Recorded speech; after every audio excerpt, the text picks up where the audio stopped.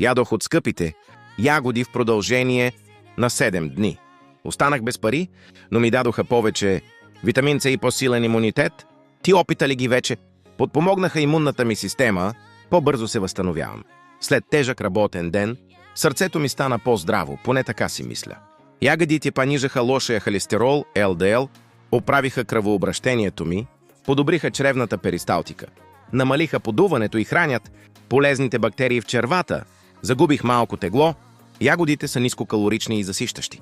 Ако ги ядеш вместо сладки или преработени десерти, може да намалиш общия прием на калории, кожата ми стана по-хубава. Антиоксидантите плюс витамин С могат да подобрят тена и да намалят оксидативния стрес.